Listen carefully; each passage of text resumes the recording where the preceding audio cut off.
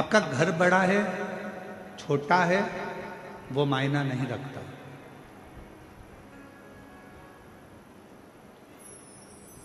आप बहुत बड़े बंगले में रहते हो वो मायना नहीं रखता। आप छोटे से मकान में रहते हो वो मायना नहीं रखता। आपका घर बड़ा है या आपका घर छोटा है वो मायना नहीं रखता। शिव महापुराण की कथा कहती है मायना वो रखता है कि आपके घर में रहने वालों का व्यवहार कैसे। आपके घर में जो रह रहे हैं, आपके घर में जो निवास कर रहे हैं, आपके घर में जो रह रहा है उसका व्यवहार कैसे।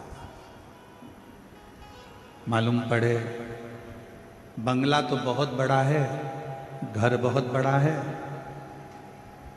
और व्यवहार जो घर में रह रहे हैं 4 लोग 5 लोग 10 लोग घर के रहने वाले हैं उनका व्यवहार ही अच्छा नहीं है तो घर का बंगला किस काम का।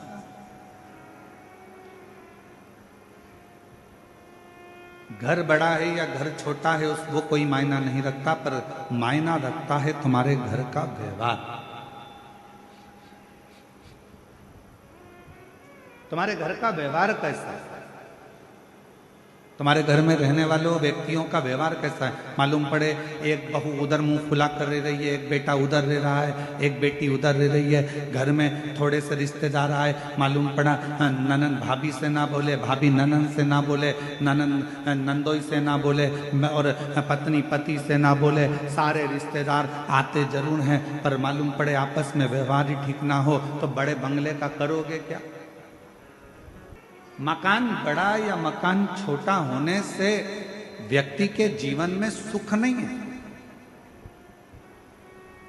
धन का बिस्तर मिल जाए पर नींद को तरसे नैन और कांटों पर भी सोकर आए किसी के मन को चैन। कोई कारण होगा। मालूम पड़े डनलप का गद्दा लगा है, एसी लगा है, खूब जोरदार मलमल की रजाई भी है, तकिया भी बिल्कुल एकदम कोमल है और बड़े आराम से कमरा भी बिल्कुल क्लीन साफ एकदम बढ़िया है। और मालूम पड़े धन का बिस्तर मिल जाए पर नींद को तरसे ने।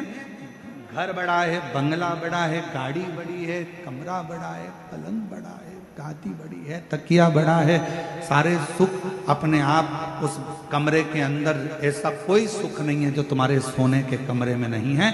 और फिर भी तुमको रात को सोते समय एक ना एक गोली खाकर सोना पड़ रहा है। कभी घुटना दुख रहा, कभी कमर दुख रही, कभी कंधा दुख रहा, कभी सिर दुख रहा, कभी कोनी दुख रही, कभी पंजा दुख रहा। 24 घंटे में रात्रि के समय पर यदि चैन की नींद नहीं आ रही है तो समझ लेना कि धन तो बढ़ गया पर मन की शांति नहीं बढ़ पाई है। वो मन की शांति को बढ़ाने का एक स्थान ढूंढ, मन की शांति को बढ़ाने का एक केंद्र बिंदु ढूंढ।